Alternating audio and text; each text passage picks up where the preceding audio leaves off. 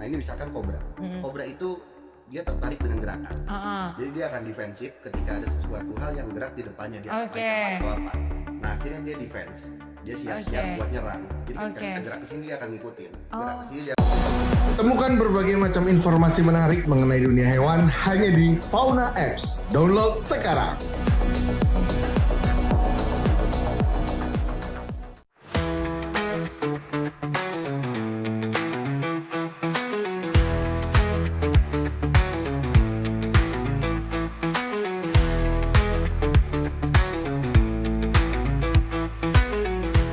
Selamat datang di Cerita Fauna. Yeay! Besok kita beli kinceringan ya, beli kinceringan. Biar rame, biar kayak rame gitu, biar berasa di GBK.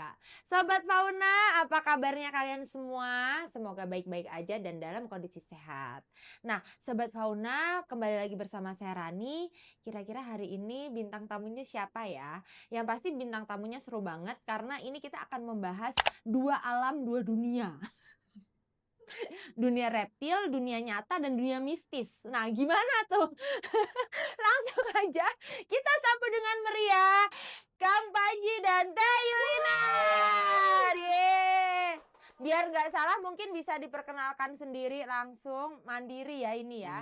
Judulnya monggo Kang Panji sama Teh Yulinar. Teh Yuli dulu deh.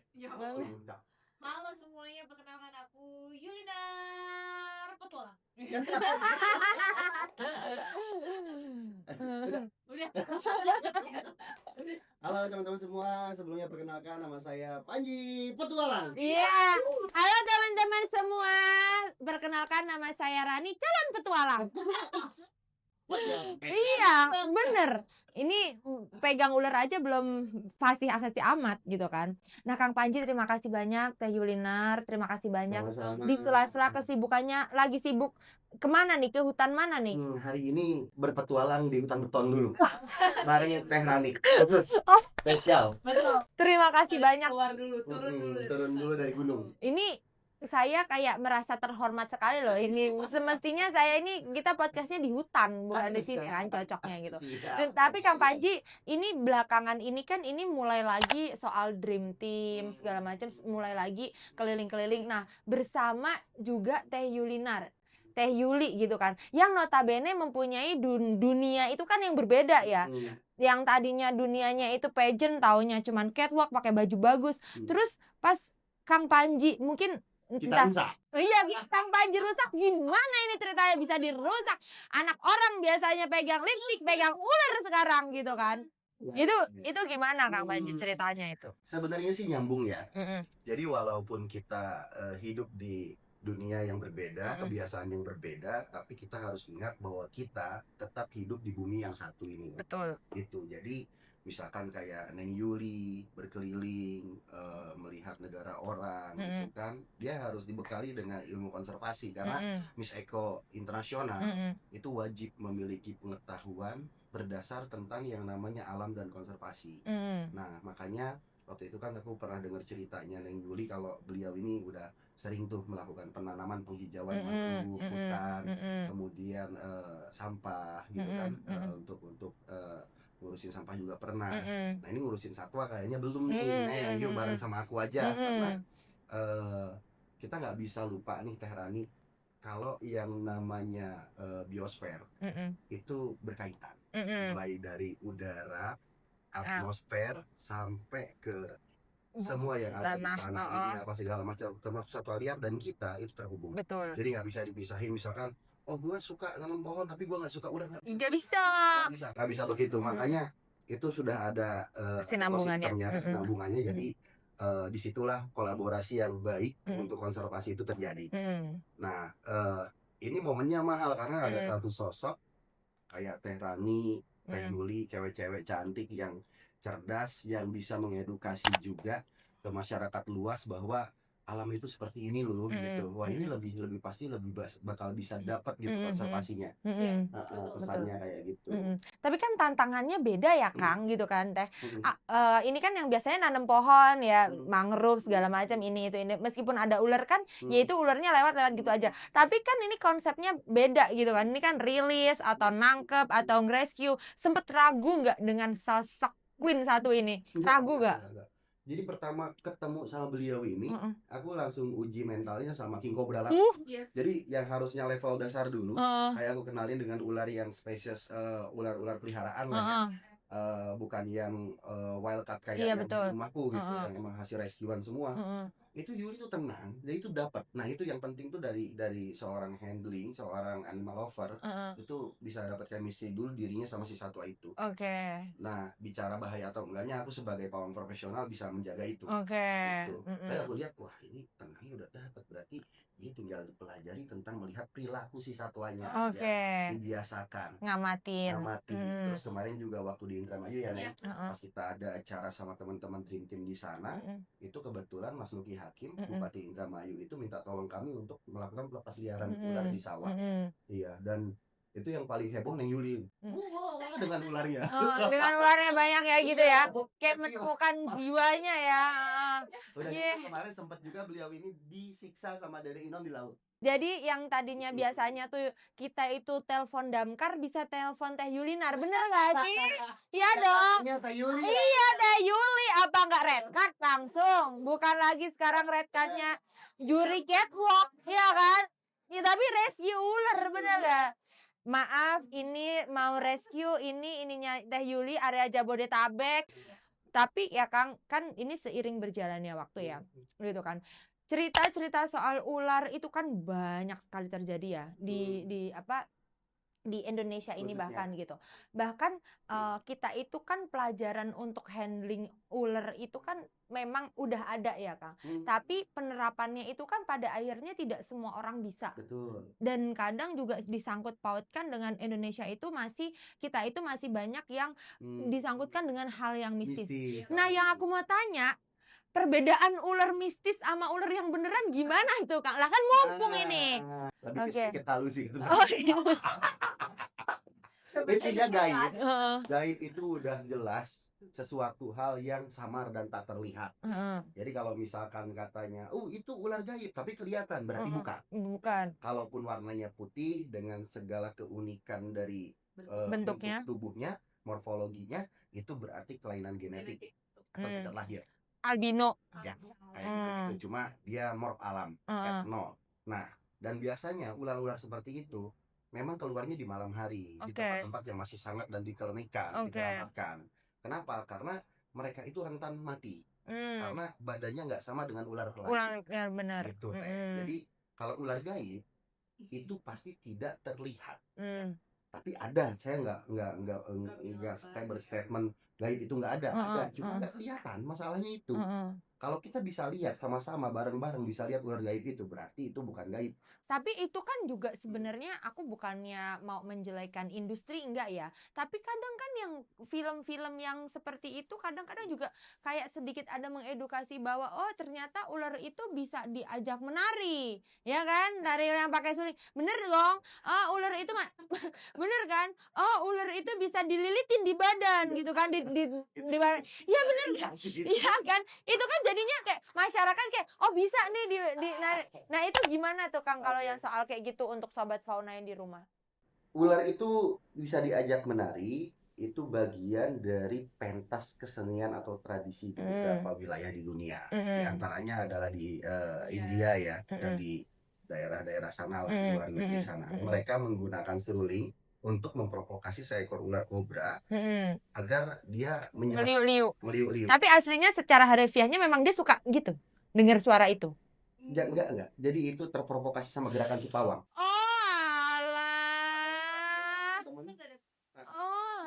Iya. Jadi budak. Nah ini misalkan kobra. Kobra itu dia tertarik dengan gerakan. Jadi dia akan defensif ketika ada sesuatu hal yang gerak di depannya, dia atau apa. Nah akhirnya dia defense. dia siap-siap Oke. buat nyerang. Jadi ketika Oke. kita gerak ke sini dia akan ngikutin. Gerak Oh, ke sini dia akan padahal ini aslinya dia waspada ya, waspada. bukan berjoget ya dia ya. Dia Salah. berjoget karena seruling. Jadi karena dia Heeh, waspada, misalkan waspada. tenenenene, Kayak ada yang kita ngancem nih. iya, Heeh. akhirnya dia ngikutin gerakan si pawangnya. Heeh. Nah, terus kayak di Jawa Barat juga Mm-mm. ada kesenian atraksi ular. Mm-mm. Nah, itu juga tradisi ya. Mm-mm. Nah, itu seakan-akan kalau misalkan kita lihat seorang profesional attraction ini, Mm-mm. dia di panggung itu nyaman banget Mm-mm. joget sama ular Mm-mm. hijau, sama Mm-mm. king cobra. Mm-mm. Nah, itu sudah terlatih. Jadi memang yang mengendalikan ularnya ya si pawangnya. Jadi koreografinya udah keren gitu ya. Mm-mm. Mm-mm. Antara si pawang dengan si ular tuh dia udah menyatu secara koreografi. Jadi udah ada latihannya, kan nggak sembarangan. Nggak sembarangan langsung Mm-mm. ujuk-ujuk ular nangkep datang langsung diajak ini. Tapi tujuannya untuk Luar biasa. hiburan. Tapi biasanya kayak gitu ular yang ditemuin atau di breed ya yang bisa dipakai buat. Biasanya yang hasil alam ya. Karena kalau Oh, yang malah hasil hasil breed itu alam. kan kadang-kadang dia udah pasif. Udah Bukan males. jinak tapi pasif. Pasif ya. Udah kayak males gak sih? Kalau misalkan sama manusia iya kan. kayak gitu. Jadi sebenarnya kan atraksi ular ini kan dia koreografi. Iya. Jadi kayak si pawang ini udah tahu perilakunya seperti apa yang saya lakukan sama sebenarnya lebih ke koreografi gitu. Jadi kita provokasi si ular, bagaimana caranya kita bisa bermain seakan-akan gitu dengan si ular ini, padahal ya itu bermain dengan bahaya. Resikonya ya kalau kena gigit ya udah. Ya celaka. Gitu. Bener. Jadi semua yang berhubungan dengan reptil itu mau dia dibilang sudah hilang bisanya atau masih ada bisanya, tapi tidak dibolehkan untuk dilakukan oleh orang awam ya. Ya, nggak bisa. Harus terlatih dan profesional. Iya. Gitu, dan masuknya juga itu ke hiburan ya. Maksudnya kalau untuk disamakan dengan konservasi atau tidak sebenarnya berbenturan. Betul. Nggak bisa disamain. Cuma kalau misalkan kita lihatnya dari sisi sejarah dan budaya memang ada. Bisa juga. Betul. Jadi memang kalau itu pemahaman orang sih menurutku. Cara pandang orang itu seperti apa? Mau melihatnya dalam animal welfare atau mengenai kesenian dan budaya, itu kan pemahaman orang, opini orang kan berbeda-beda. Nah, ngomong-ngomong soal handler, ini kan banyak banget ya Kang handler-handler di dunia binatang. Kita tuh nanti ke depannya fauna itu akan punya salah satu fiturnya itu fauna experience. Jadi nambah dong, harus kita kudu dong harus sarana edukasi, bener, komunikasi animal kan launchingnya juga sama kapan. Sekarang nambah fitur bermanfaat lain. Betul. Jadi di fauna experience itu nanti kita akan memfasilitasi teman-teman yang ada di dunia hewan ini, khususnya untuk para teman-teman yang menawarkan jasanya. Kayak handling, kan banyak banget tuh handling, kayak misalnya kontes itu kan gecko, macam-macam kayak gitu kan, dia dititipin ke handler gitu kan. Nah, itu bisa tuh nanti kita tampilkan di situ, mereka menawarkan jasanya di situ. Terus temen buat nemenin anjingnya lari, buat nemenin anjingnya main. Iya. Benar. Mungkin Kang Panji nanti juga bisa nemenin ulernya main gitu ya. Mindahin ulernya gitu kan. Iya, jadi kita langsung nanti mau cari handler apa gitu kan. Handler gecko, handler cupang, handler ada loh itu. Memang cukup besar loh di dunia hewan ini tuh. Skupnya tuh nggak cuman itu aja, tapi pengembangannya reptil itu masih luas banget kan Kang gitu. Nah, nanti ditunggu gitu. Nah, lalu Kang, kan ini tadi kita udah berbicara ya soal interestnya Teh Yulinar gitu. Nah, kalau menurut pandangan Kang Panji sendiri ya, melihat sekarang itu banyaknya influencer di dunia hewan gitu kan. Itu gimana Kang? Kan kadang itu ada orang itu kan ngejar viral main binatang. Takut. Dari tadi aku takut terus sama statement aku sendiri. Nah itu gimana Kang? Menurut Kang Panji, apakah ya udah nggak apa-apa kan, itu juga emang kebutuhan konten, atau memang kayak ya seharusnya kalian itu juga mengerti karena kan kalian influence kan, paling nggak kalian dibekali dengan pengetahuan soal hewan. Dari sisi apa dulu, satwa liar atau pet? Seniornya. Enggak, maksudnya kan ada dua golongan kayak gitu. Ada yang pet animal kan banyak juga nih yang orang FOMO piara kucing, piara anjing tapi nggak bisa ngurus, ujung-ujungnya dia benar di shelter.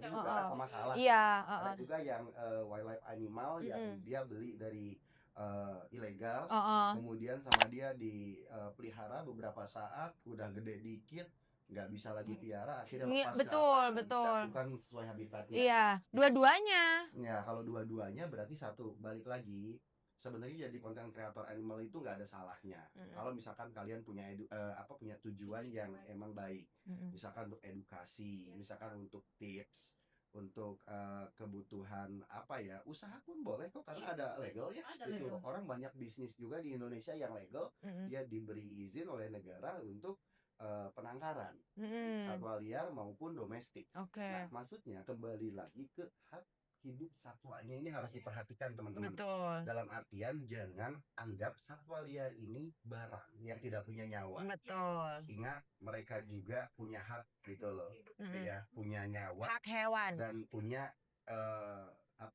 keharusan untuk ketika kalian memutuskan untuk memelihara satwa liar nih, umumnya kan awal-awal bikin konten gara-gara melihara dulu. Betul. Saya pengen melihara ikan nih, misalkan gitu.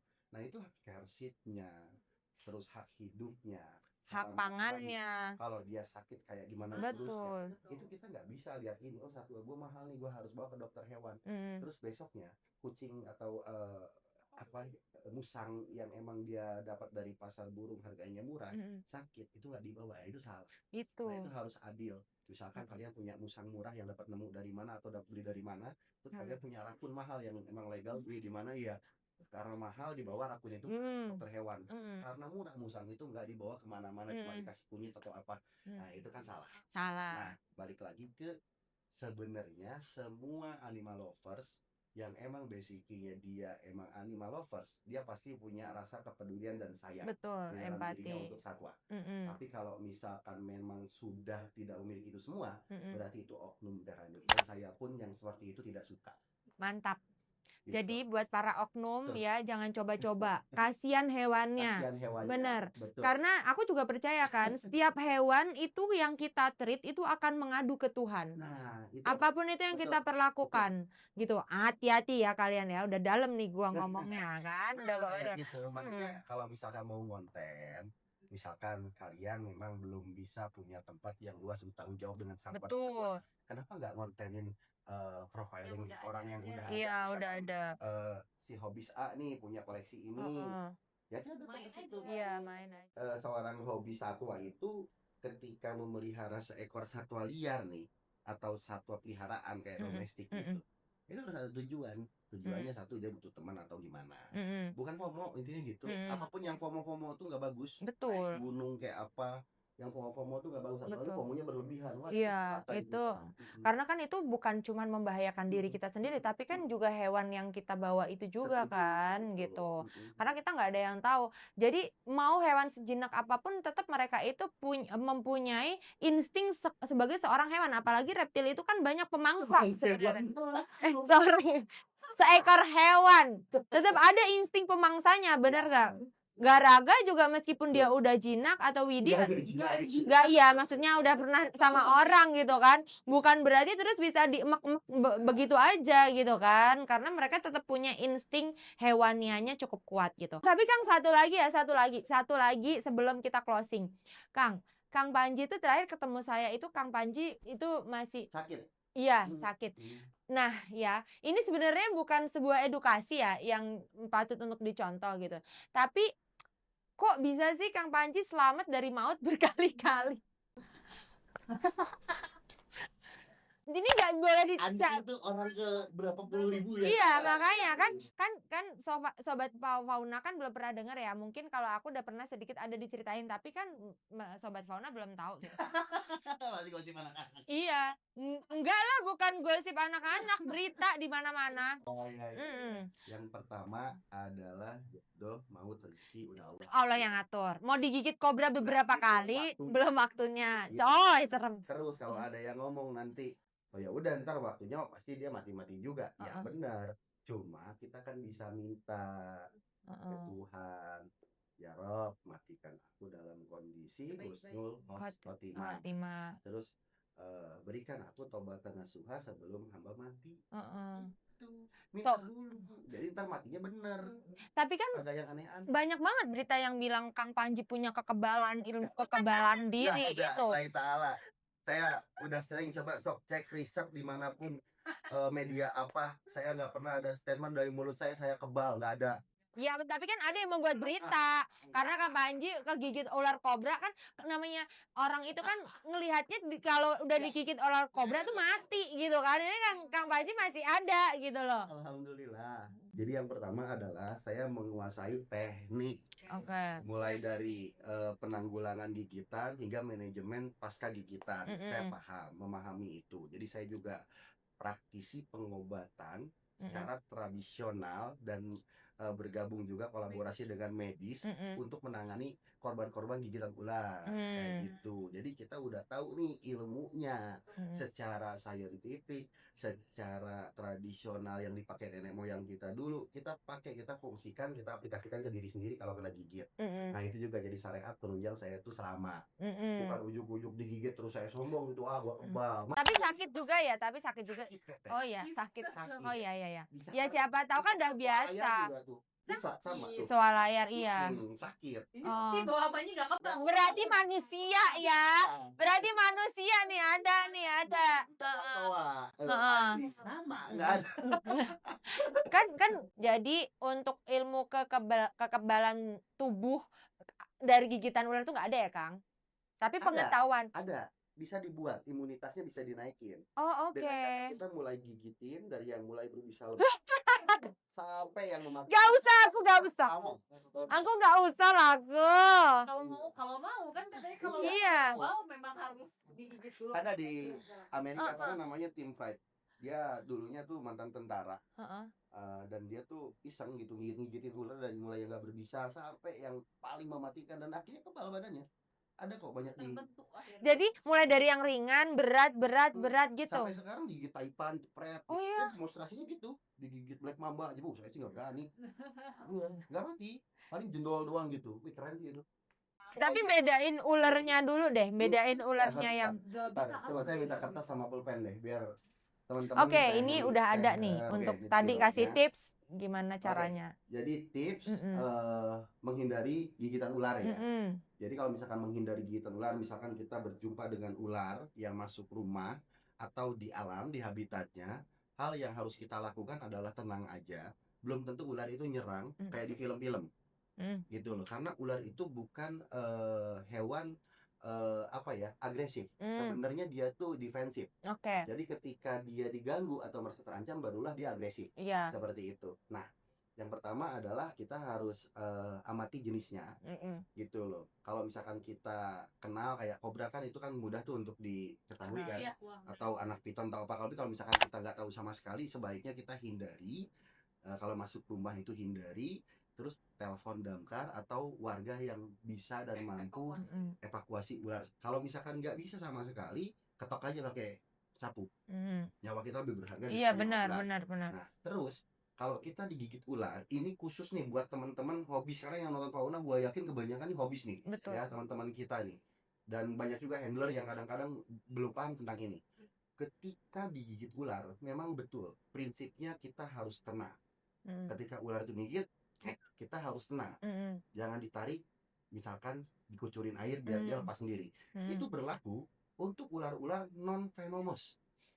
Piton, kolobrid misalkan, yang ketika gigit, kalau ditarik karena aglipa giginya kayak kail, itu kalau ditarik akan merobek kulit. Makanya harus didiemin, jangan ditarik, dikucur pakai air agar bekasnya hanya seperti ini. Oh. Gini. Nah, ini bekas gigitan yang ular yang tidak berbisa. Iya. Oke, ini dikucurin air aja. Jadi kayak luka biasa dong jatuhnya. Tapi kalau misalkan ditarik, nah ini akan robek panjang. Dari sini ke sini, dari sini ke sini, dari sini ke sini bisa sampai. Aduh. Nah, itu bahayanya. Jadi walaupun tidak berbisa, tapi dia punya merobek. Bahaya, bisa merobek kulit. Nah, terus kalau misalkan untuk ular yang berbisa, itu bekas gigitannya itu hanya 2 seperti ini, sisanya dia hanya gigi-gigi aglipa kecil seperti ini. Nah, Tapi ini taring ya ini ya. Jadi taring ular itu ada Aglipa, ada Selenoglipa, ada Proteloglipa, dan ada Pisciapagipa. Lupa saya yang satunya lagi. Nah, jadi taring depan yang biasanya ular Piper, golongan Piperidae, dia punya Selenoglipa. Taringnya panjang sekali. Ularnya kecil tapi taringnya panjang sekali. Itu taring bisa buat nginjek bisa. Terus ada juga jenis Elapid, golongan kobra, ular laut, tetek bengek dan lain-lain itu ya. Itu Elapidae keluarganya. Nah, itu taringnya Proteloglipa. Nah, sedangkan piton dan beberapa golongan yang tidak berbisa itu Aglipa, giginya tidak ada taring bisanya. Ada Piscitoglipa. Nah, itu adalah taring bisa yang ada di belakang rahang. Jadi dia punya Aglipa di depannya, terus kecil-kecil ada taring bisa. Oh, jadi justru yang di belakang itu ya yang ngeluarin bisanya. Kalau ngigit, ceret, ngunyah dia gini. Iu. Jadi yang bisanya itu yang di sini ini, yang ngunyah tadi di belakang kayak itu. cincin emas tuh, ular emas tahu kan, Wuthering cat snake, Boygaden ropila. Nah, itu di Indonesia kan banyak tuh ya, spesiesnya ada Boygaden ropila, melanota. Nah, itu berbisa menengah, middle. Beberapa kasus orang bisa ngedrop juga kalau kena itu dengan dosis banyak. Nah, kebanyakan orang kalau kena gigit cincin emas sengaja dia biar digigitin taring belakangnya jago-jagoan. Makanya kadang-kadang bengkak. Pokoknya kalau misalkan kena gigit ular berbisa, udah tahu nih kita nih. Kan kalau handler, hobis kita udah pasti ngerti dong. Wah, ini berbisa nih. Pas dia gigit, jangan didiemin kayak digigit piton. Buru-buru tarik. Kalau misalkan nempel, tarik aja gini. Buang. Karena itu bisa, karena itu ada bisanya, bukan yang dia nempel elat ini teh, makin dia lama nempel, dia nginjek banyak. Si racunnya itu, si bisanya itu lebih banyak dimasukin sama dia ya. Nah, terus setelah kita terkena gigitan, kalau untuk piton itu paling kan bekasnya gini. Kita cukup bersihin pakai sabun. Kayak luka biasa ya. Luka biasa, terus kasih alkohol, betadin. Itu udah selesai.